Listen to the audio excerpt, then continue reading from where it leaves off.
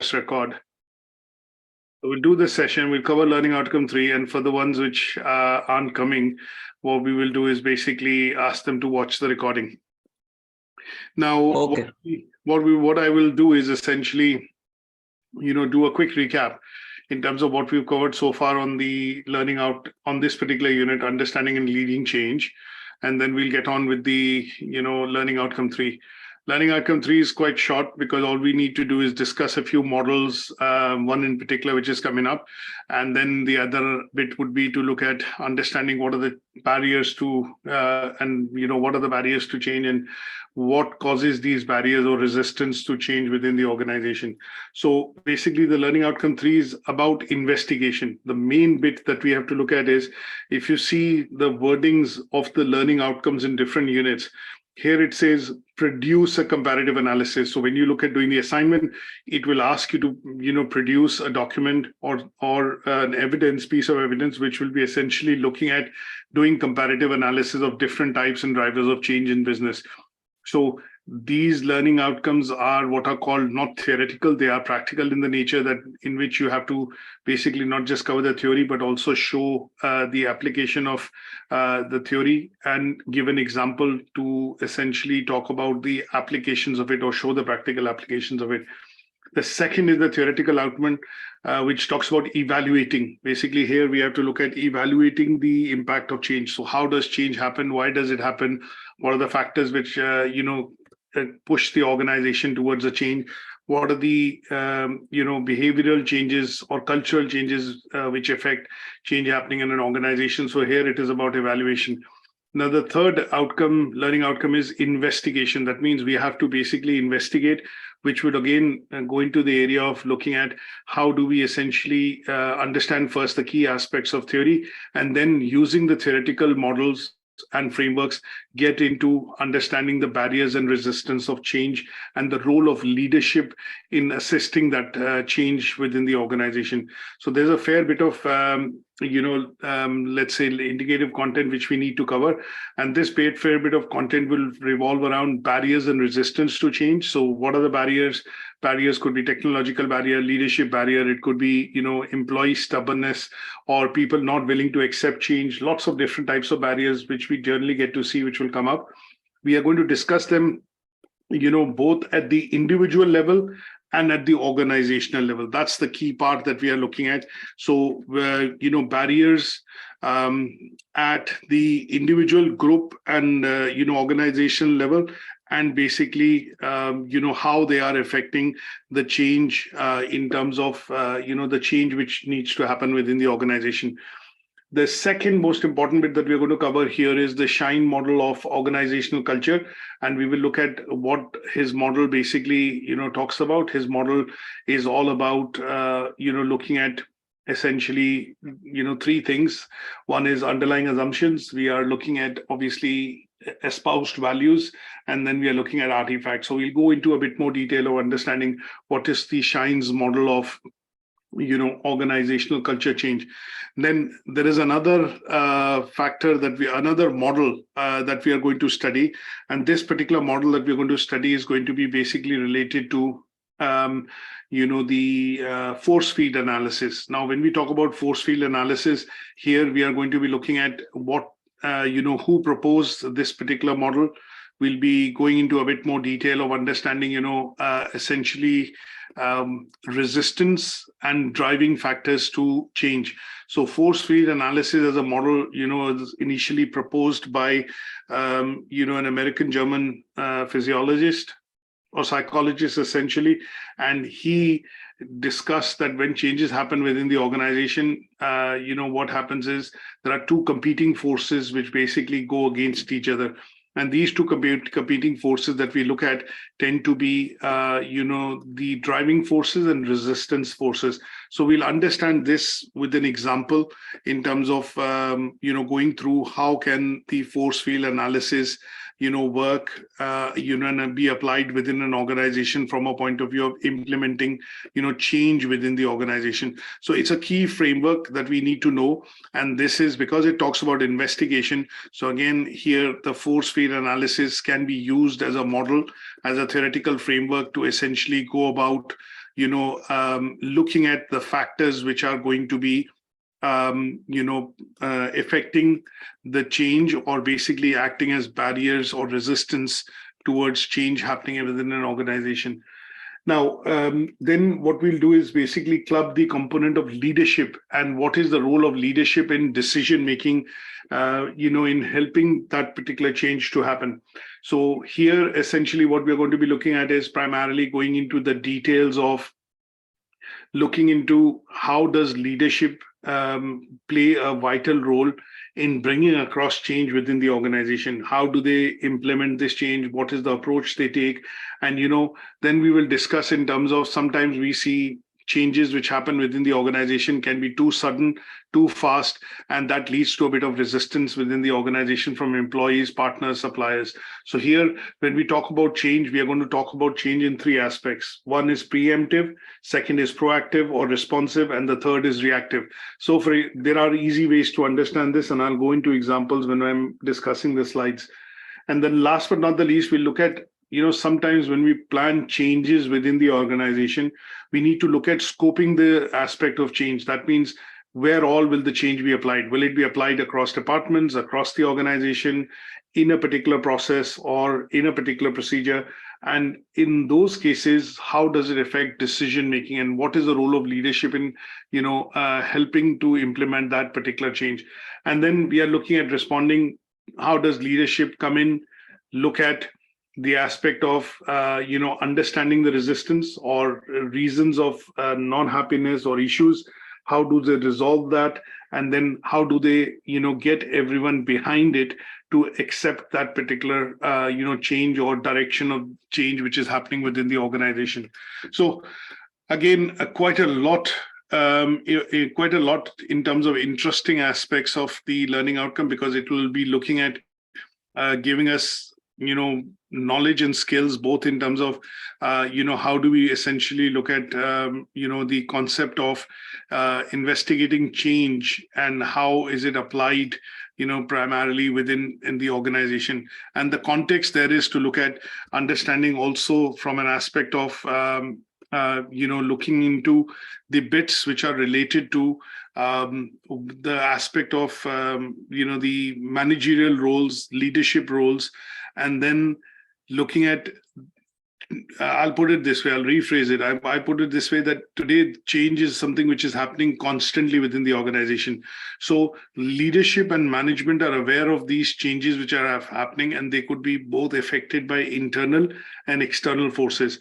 And this balance of these forces and what drives that change, and how does leadership react, or how does the reaction of an individual working within the organization, or a department within the organization, or the organization itself reacts to change, or proactively looks at accepting change, is what we are going to be looking at with the help of some theoretical frameworks, and obviously the key models, the SHINE culture model, and then the force field analysis.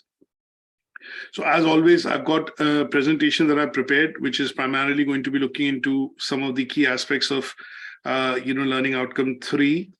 And here is where what we are going to do is look at some part of this indicative content, which I've shown you in the unit specification. Let's start off with some brief key terminology in terms of, change, the aspect of change. So here, what we are looking at is, what do you mean by barriers, or what do we mean essentially, when we talk about the meaning of the word barrier?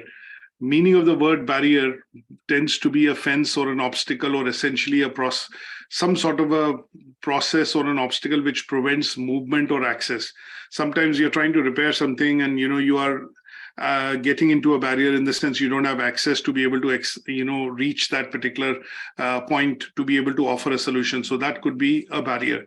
Now, if we apply this concept in the context of organization, what we are looking at is, when we see resistance, when we see objections, when we see obstacles, or when we see issues which can get created within the organization, then is where we call, that there are barriers to accepting a vision, barriers to accepting a target. So if you have a discussion with your manager, and he is proposing that you take up this particular sales targets in this year, and then you are not convinced that this is something which is achievable, then in those cases, you have an emotional or a psychological barrier to begin with.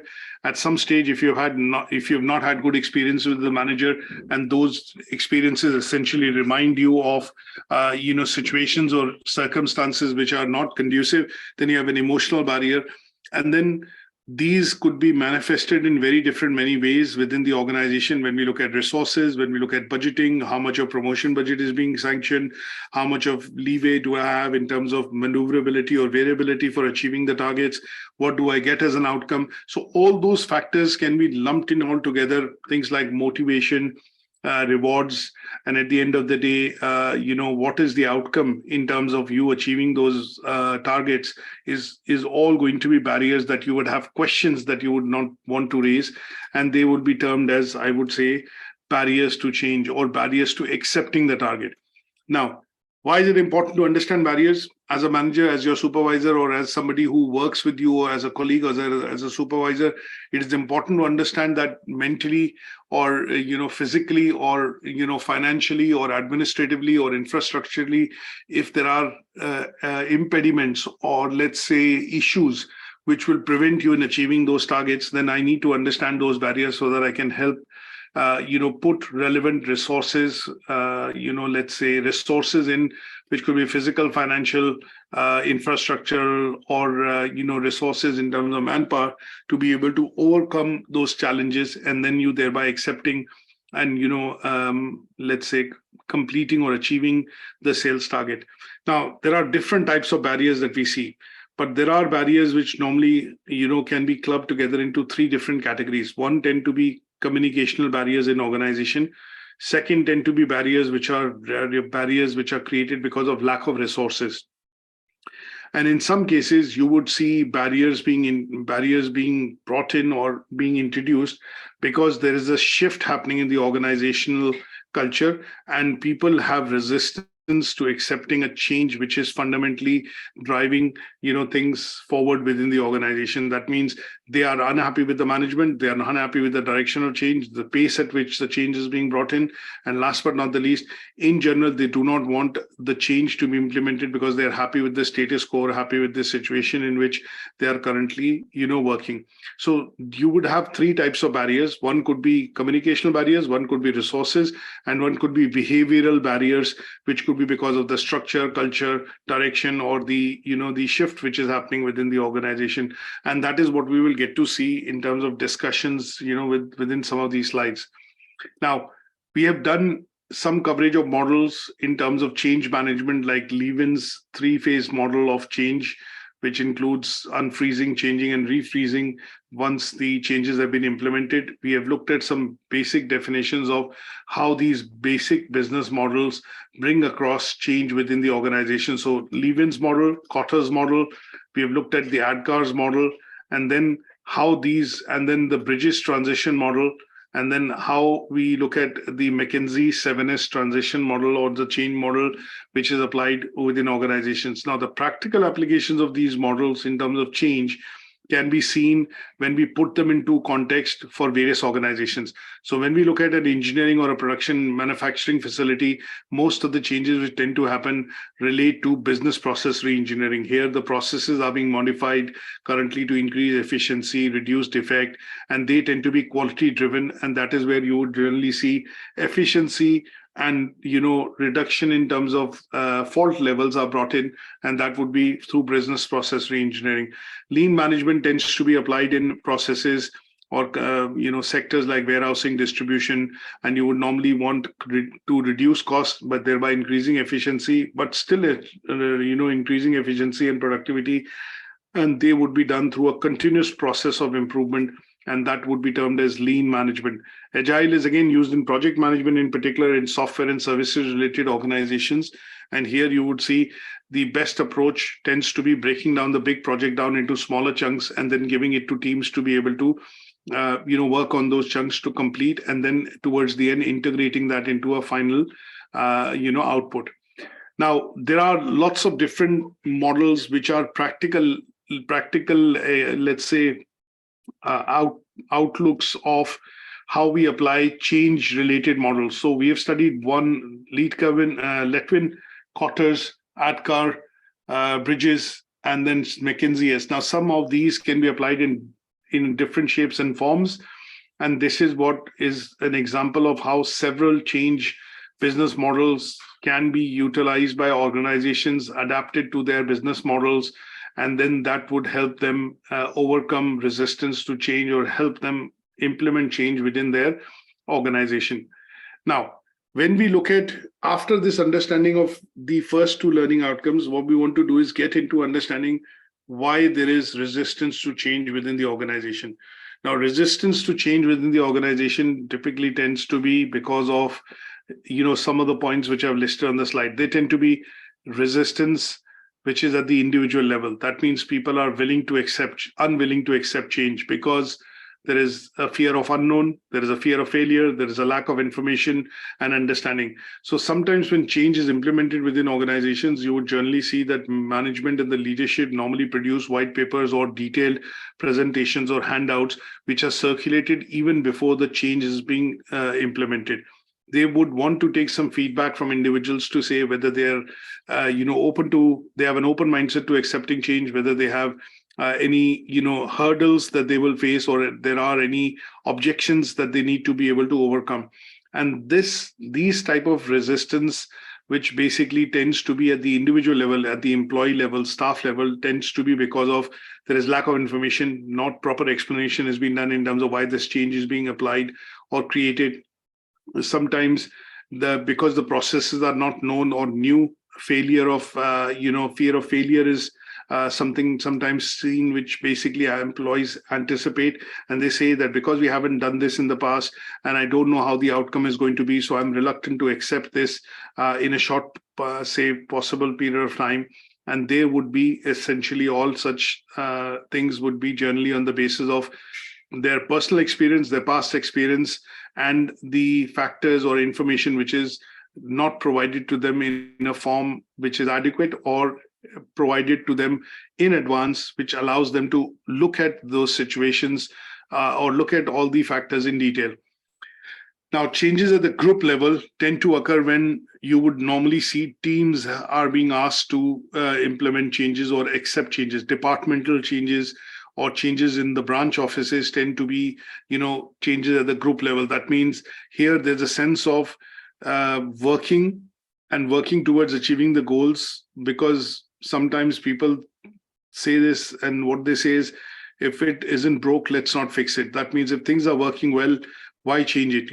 So there is a change, resistance to change at the group level, because a lot of people think similarly, and because they work together in teams, their objective or their outlook is primarily to look at why do we need to change it when it is not broken, the process is not broken, or when things are working well. So here there tends to be a herd mentality, and here what you will generally see is that the changes which typically are implemented at team level, branch level, departmental level tend to be slightly more challenging, because you have to overcome the herd mentality and you have to understand the group dynamics and the interpersonal relationships to be able to implement change within an organization. So, for example, if the company has been, let's say, one of the company's operation or branch offices has been very well entrenched with selling products and services through partners in the market, but as the market is maturing, competition is increasing, availability of substitute increases, there is price and profit pressure which starts to apply on the products, then the company would normally ask the regional office or the country operations to start looking at options to develop a direct-to-consumer business model. Now, in those cases, because that model is new, there is a resistance to accepting change, even though market conditions are changing. So in those cases, group dynamics and interpersonal relationships and processes which run the operations and the business of the company or the branch have to be re-looked into, and that is where you generally would see that there will be a group level resistance to change. Organizational tends to be the resistance at the organizational level tends to be because of three things. It tends to be because of the change of culture which is happening, because of the new management structure being introduced, or somebody in the top of the organization coming into the organization and implementing changes, which could be in changes in resources, the way organization is structured, the way reporting works. It could be structural changes which could be related to administrative oblique functional reporting, and taking away of power in terms of decision making or autonomy, and that would be because of structure. Culture would tend to be if sometimes you see top management brings in people which are teams which come along as a part and parcel of somebody moving into the organization. So, for example, in some cases, we do get to see when chief executives are appointed, they try and bring key members into the team from outside, which they have proven trust on, and they know that they have worked with this person in the past, and they would be able to come in and execute the vision or the changes which the person is trying to introduce in the organization, or organization-wide changes. So when we see that kind of a change happening, wherein people from outside come in along with the top management, and they have a certain way of working, and they would basically look at disrupting how things work within the organization from an outlook of how interpersonal relationships work and how group dynamics work. They would be looking at shaking the culture of the organization, and that would be an organizational change wherein you would have resistance from, in general, a lot of people and departments within the organization. Systems tend to be when something new is introduced and it requires or poses challenges in the form of training and development. Not everybody is accepting the new systems because they're not aware of it, they're not adequately trained, and in some cases the output required because of the implementation of system means that reporting formats change, reporting structures change, and they would mean that there's an overall resistance to acceptability of the system or the system which is trying to be introduced in the organization. So these changes tend to be organizational level changes, but there is a resistance because there are multiple stakeholders involved, and obviously because they have, let's say, difficulty in accepting change because of the change in culture, because of the change in resources, the dynamics in terms of decision making, and last but not the least, maybe introduction of new systems. This is where we will see organizational level resistance happening to changes. Any questions on this so far? No, sir.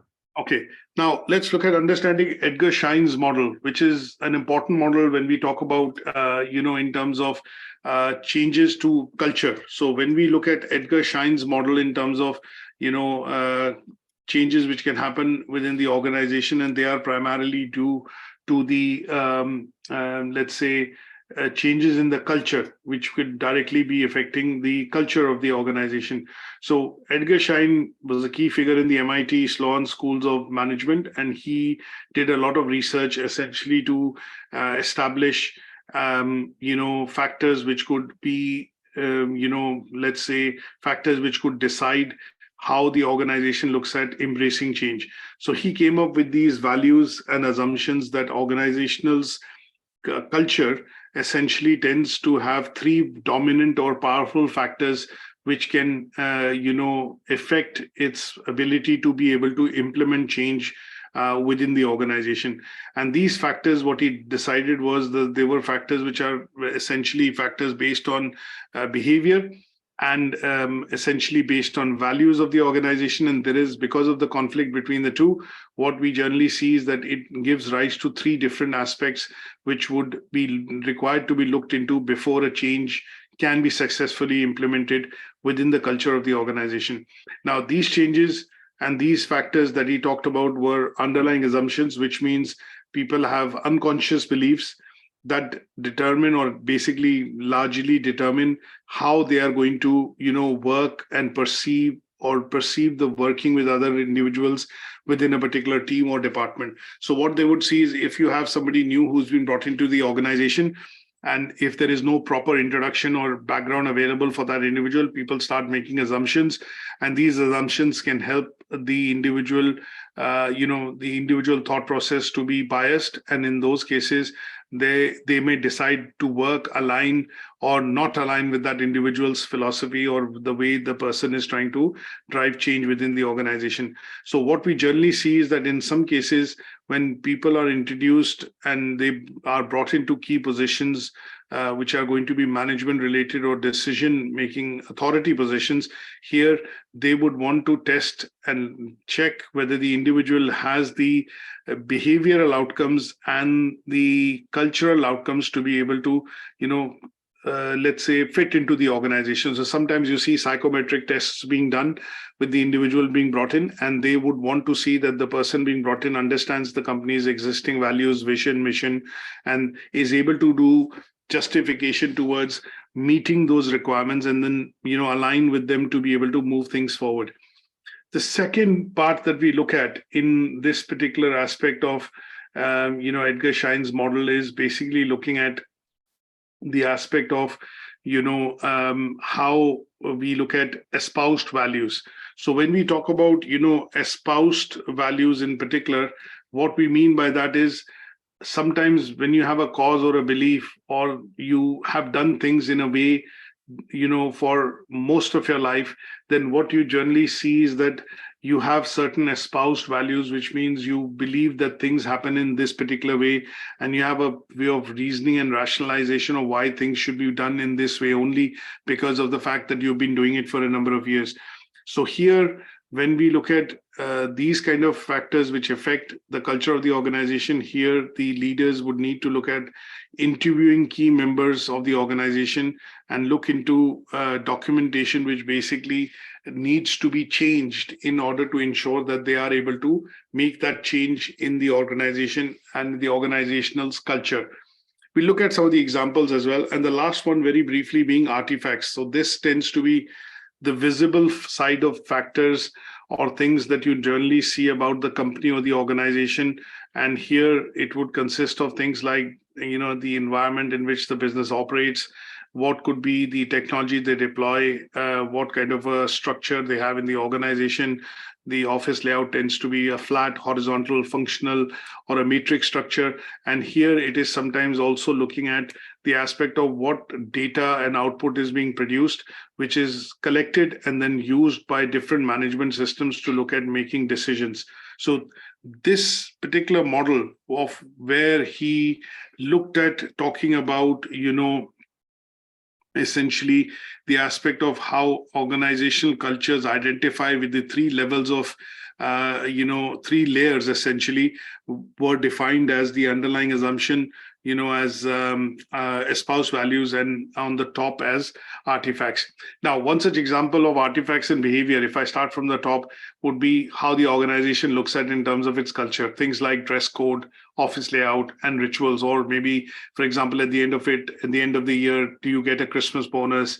At the end of the year, do you get some holidays? At the end of the year, is there an annual conference which happens? All employees are invited. So they are basically, the aspects of what are visible in terms of the organizational culture present within the organization. They tend to be mostly seen, I would say, in services level organization, hotel industry, for example, production and manufacturing facilities.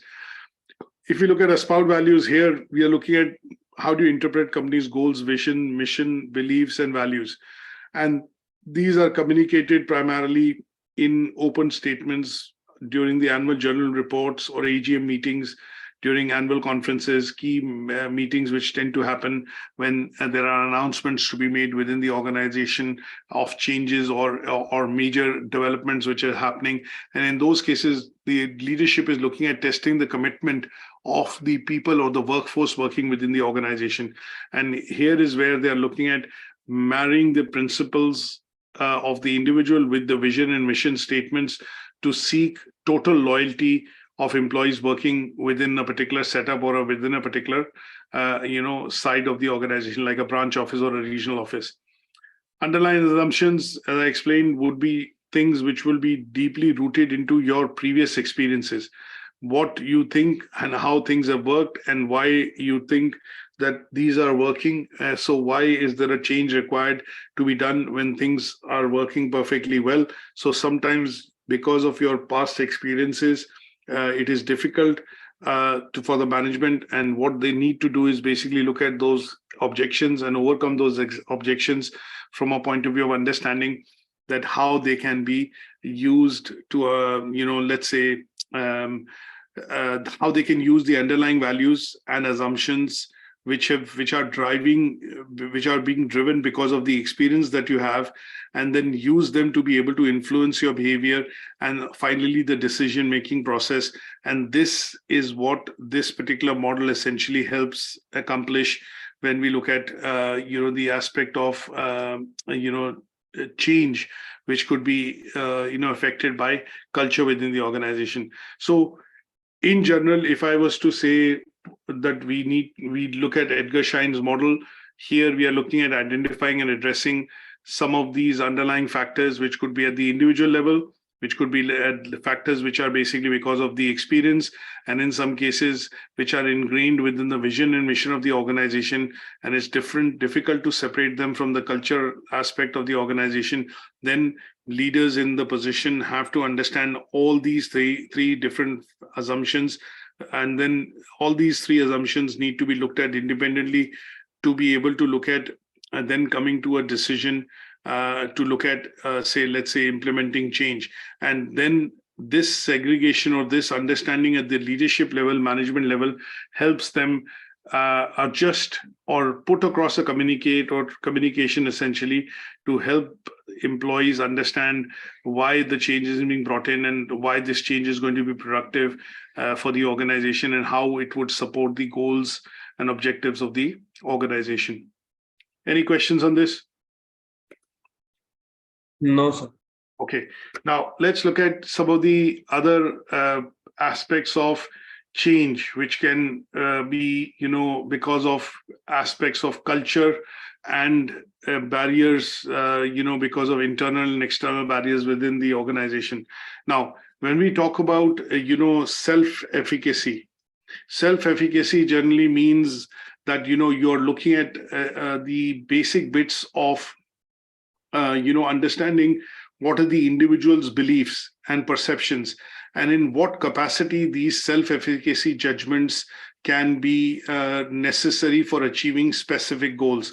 Now, there is, say, for example, a specific model which is, essentially available, and this particular self-efficacy model looks at, determining the perceived competence in behavioral actions or cognitive skills which are necessary for an individual to perform within the organization. Now, self-efficacy theory actually proposes, the aspects of, I would say, if I put it this way, in short, it proposes, things like how can the performance be, let's say, affected by experiences. How can, say, for example, self-confidence in one's ability to be able to achieve and succeed in organizational tasks be affected by organization itself?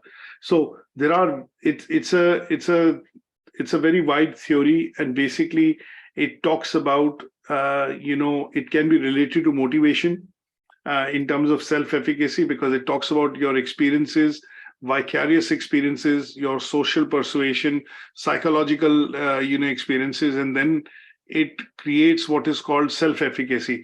And when we look at the aspect of self-efficacy, that means you are basically looking at, let's say, looking at your individual beliefs, your experiences, and then with those experiences, beliefs, and values that you have, then you're looking at achieving some of the goals. So this particular model of self-efficacy as a theory was proposed by Albert Bandura.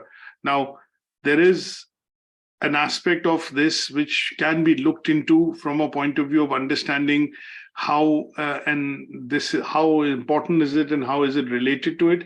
Because when we look at it from an aspect of human endeavor, what we are looking at is that some of our beliefs as a person that I hold regarding aspects of how I work, what decisions I make, what friendships or what kind of relationships I create within the organization, and how do I overcome challenges, can be choices which person is most likely to make in a few in a few weeks or months when they start to work within the organization.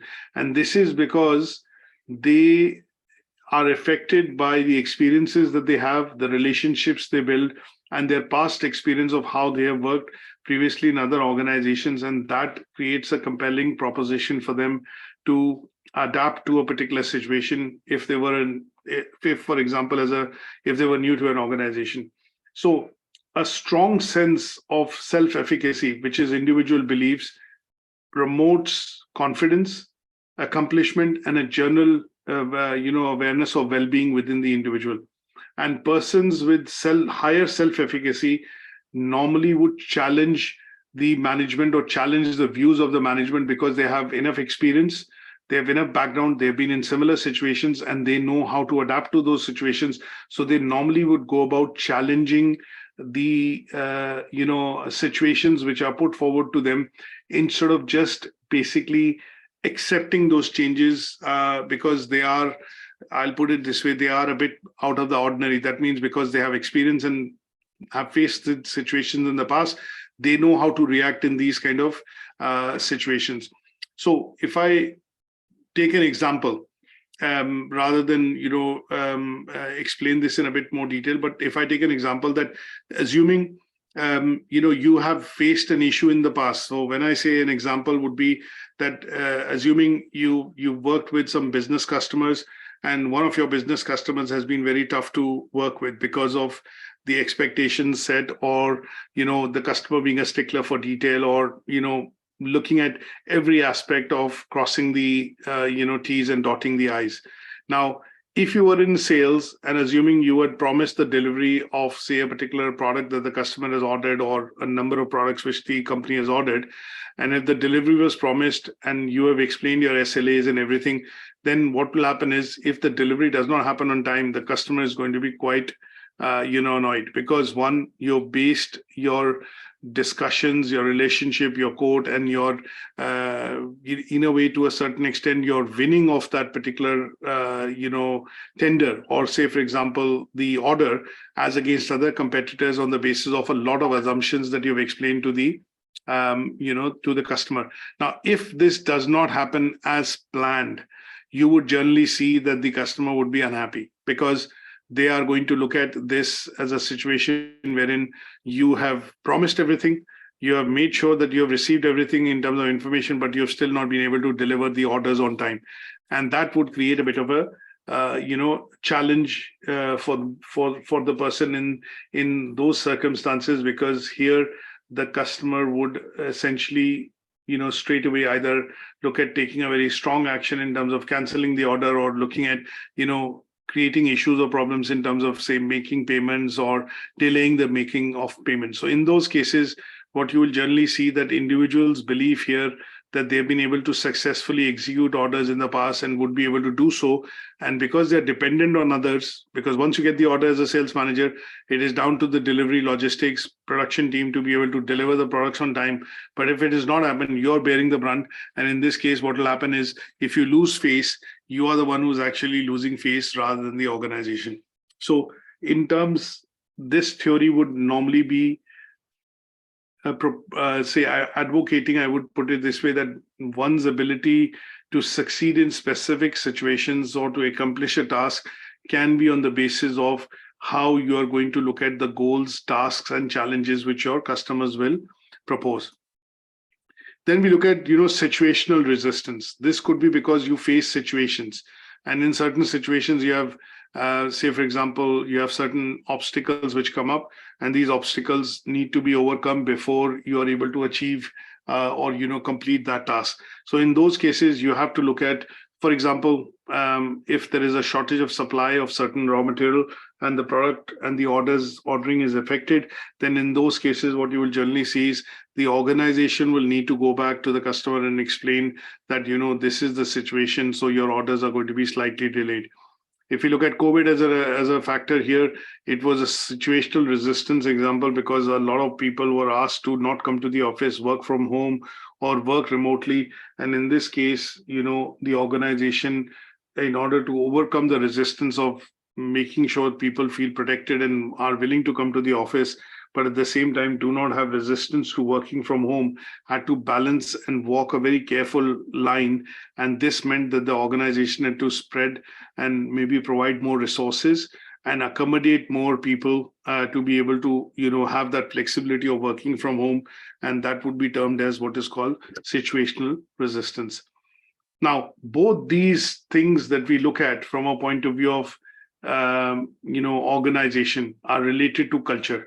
So self-efficacy perceptions and situational resistance tend to be barriers which are either individual or individual led, or barriers which are going to be coming up because of a change which is happening within how people work within the organization, and that would be termed as cultural barriers. So in addition to Shine's organizational culture model, we look at these as two additional options to study those changes which can be brought in because of differences in or basically because of changes in culture within the organization.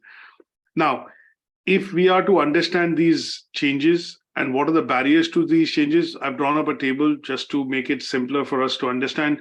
So changes at the individual level, group level, and organizational level, and they are what we've covered. But this slide would give you a summary of why do we have individual level changes or barriers essentially, and what are the group barriers and what could be the organizational barriers. Any questions on this? No, sir. Okay. Now, one of the other important aspects that we're going to look at is going to be force field analysis.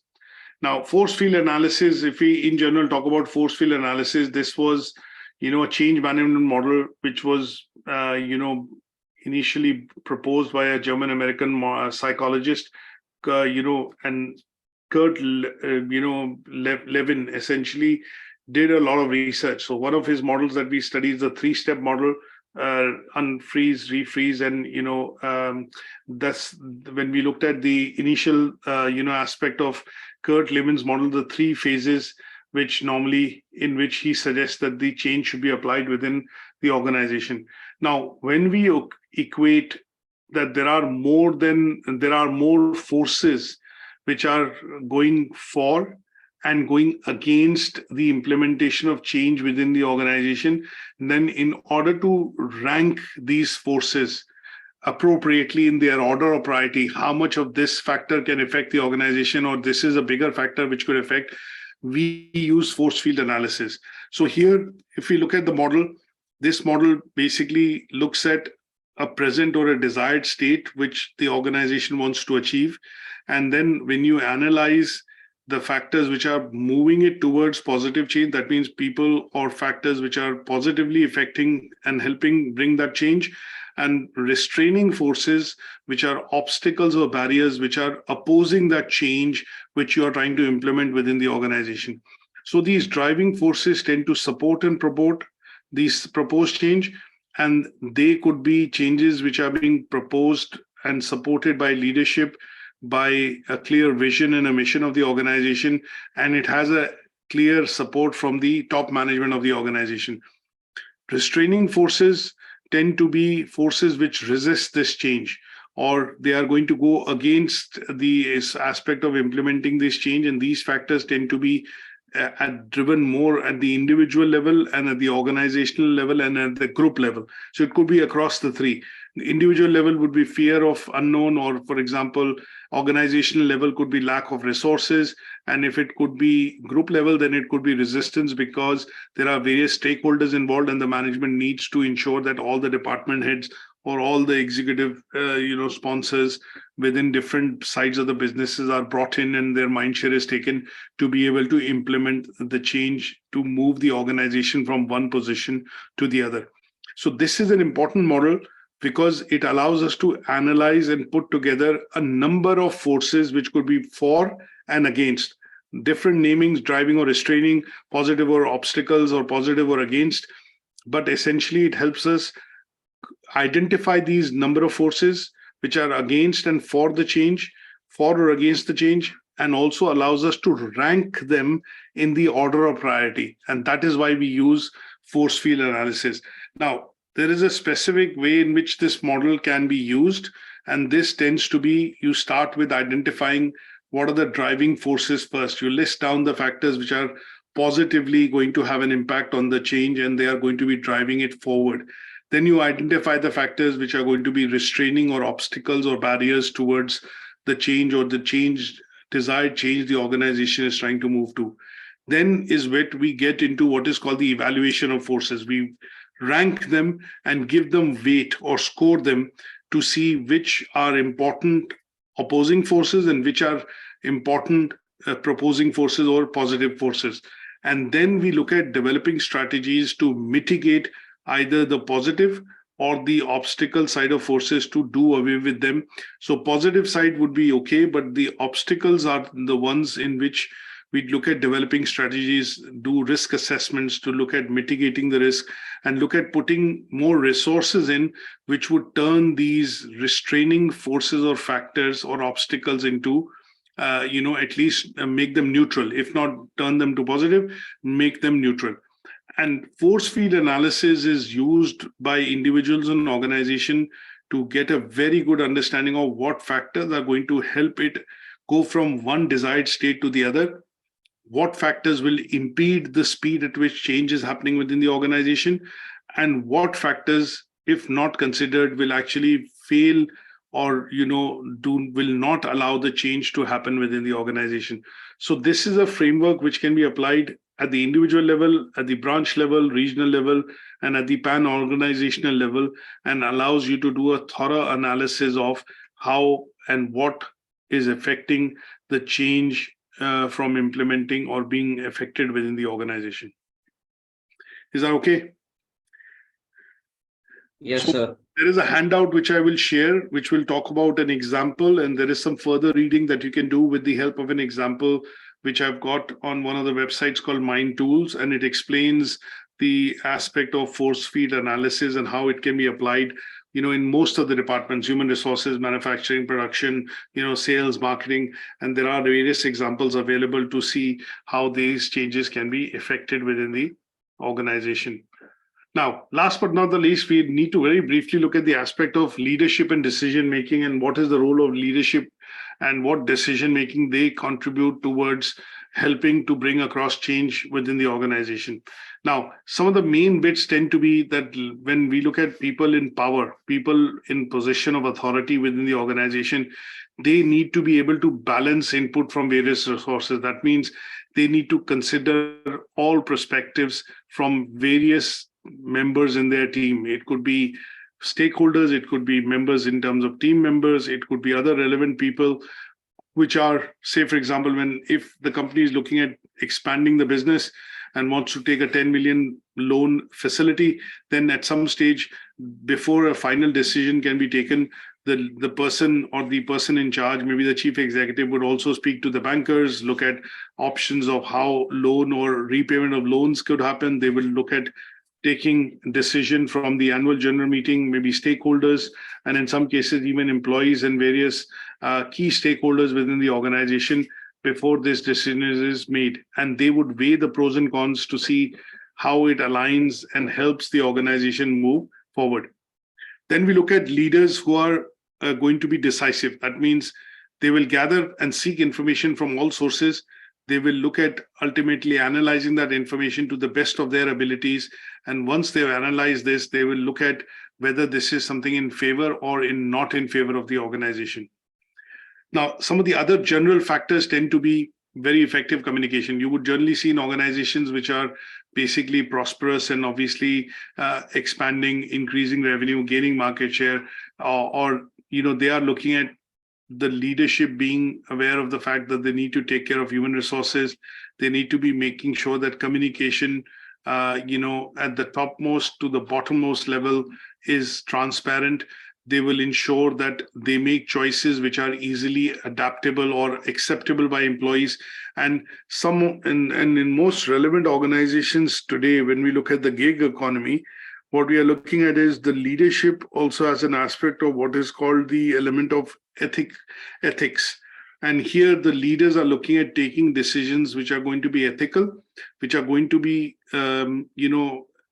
looking at benefiting not just the organization, but society, employees, their stakeholders, and also the environment. So decisions taken by leaders which have a balance of ethics and morality in it, you would generally see that in those cases, changes are easily acceptable by employees within the organization. Now, when we talk about ethics, what we are looking at is ethical decision making. If I talk about, in general, what is ethical decision making, what we are looking at is ethical decision making being, in which the leaders are essentially acknowledging that there are going to be resistance to change. There are going to be issues. They will look at, taking into account stakeholders, perspectives, which could be bankers, shareholders, key board members, and, even people who are directly or indirectly contributing towards the business. They will carefully look at evaluating alternatives. They will be looking at taking action which is going to be beneficial and which is going to be essentially beneficial for the entire organization, not just a certain set or a certain part of the organization, but they will be looking at taking decisions which are going to be affecting the organization across the board, and make everyone happy.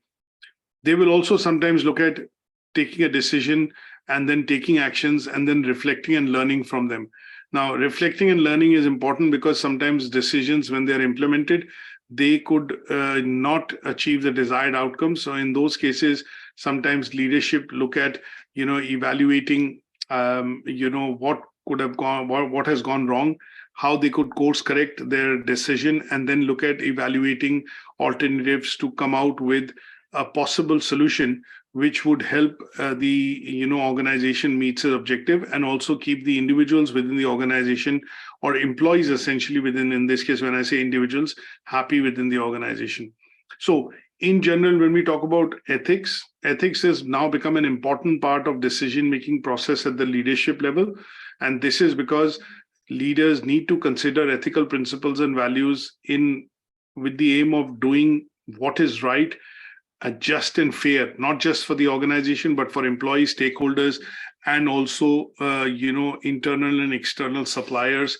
And in order for them to take decisions which are ethical decisions, they need to look at considering pretty much all the aspects of decision making and all the stakeholders in the aspect of making that decision. And that is important in order for them to make sure that employee, staff, partner, suppliers see the change that they are trying to bring. They embrace the change and they understand that, yes, he's taken my perspective into account, or he's taken our perspective into account, and they become generally aligned towards accepting the change. Now, one of the last things that we want to very briefly look at is why speed of change in the organization sometimes tends to be a barrier. Speed of change tends to be a barrier because sometimes organizations look at implementing the change, and that change that they are trying to bring in is more or less preemptive. That means it has already been anticipated. It is something which is intended. It is something which is already happening. And in some cases, when we look at preemptive, what we are looking at is it is going to be something which is going to let's say prevent. That is why preemptive. It is going to be preventing, say, for example, the company's business going down, or it is going to be preventing, say, for example, the company losing its customers. So this is a change which they have, let's say, discovered which needs to be done, and is an approach that they are already anticipating. And that is why this will happen before the market changes, or, for example, before the market forces can affect the organization. And this approach is the best approach sometimes when change is to be brought in. Like, for example, I'll give an example of, when iPhone was introduced, a lot of companies went into overdrive and they started to look at, products which Apple had brought out, the iPhone, for example, way back in 2007. Now, because they saw that this product, after a couple of months of introduction, was gaining traction and, consumers generally liked it, some companies were complacent. And what they said was, okay, no, this is going to be taking some part of the market, but this will not become the overall market. They could not sense that this will be a major shift, which will be coming from keypad-based to touch-based screens, phones, or smartphones. And that is where some of the organizations, were complacent, and they did not anticipate this change. But there were organizations like LG, Samsung, which preemptively looked at that this is an approach which is going to be leading to a future creation of a business model. And they started looking at it very seriously. So even though they were not first to market, what they did was they preemptively looked at the strategy, looked at the analysis of the market, and started doing the change within the organization. Then we look at reactive change. And there were a lot of organizations which reacted to the change of, say, when Apple introduced the iOS, store, the Apple Store. Microsoft came into the foray, Symbian as an operating system on which Nokia phones used to ship. They started to bring in a Symbian store. And there were lots of other companies which went into the bandwagon of introducing, app-based stores. But they were not successful because their approach was reactive. They probably did not anticipate how the market would move, how quickly the market would move, what changes would affect, what challenges it would create.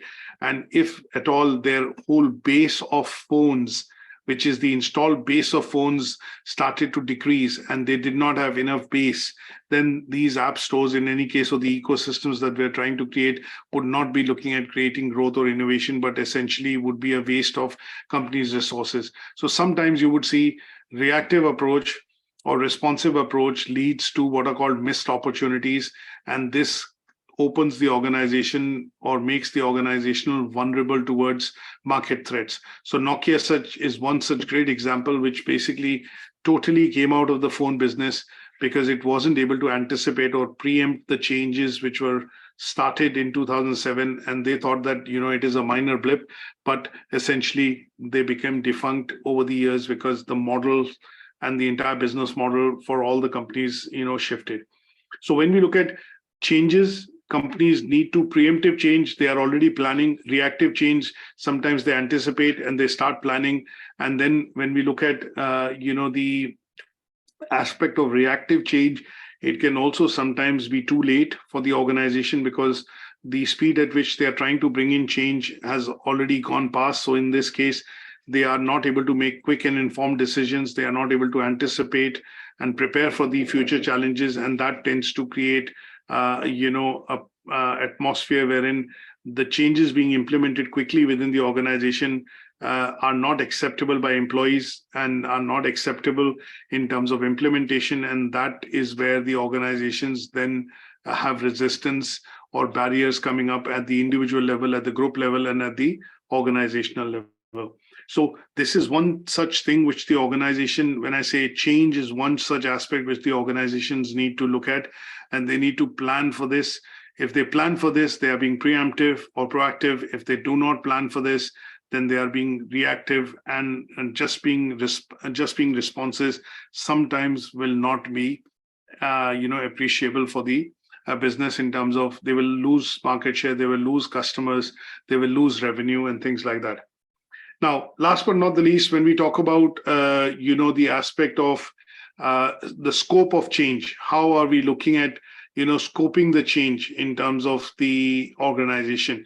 So when we look at scoping of the change, essentially what we are looking at is that in some cases, the organization would need to look at deciding on what are the key factors in which they will be looking at making this change. And these key factors sometimes tend to be factors which are going to be related to, let's put it this way, factors which are related to essentially identifying what resources are required for bringing that change, what is the scope of change, and then how quickly or what is the time frame or the timeline in which this change would be implemented. And then what could be anticipating what could be the barriers or resistance to change which would come in from the employees within the organization. And then that is when they need to look at creating a mix or a model and arrive at a decision to say that, okay, these could be the factors which will affect the organization in the short term, and these could be the factors which could affect the organization in the long term.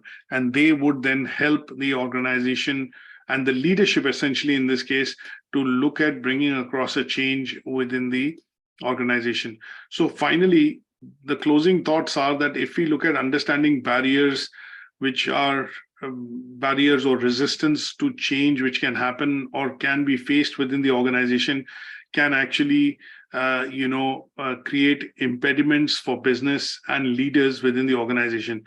If they are able to anticipate this change, then they can create business which is successful, and they can create strategies which can be applied successfully in the business.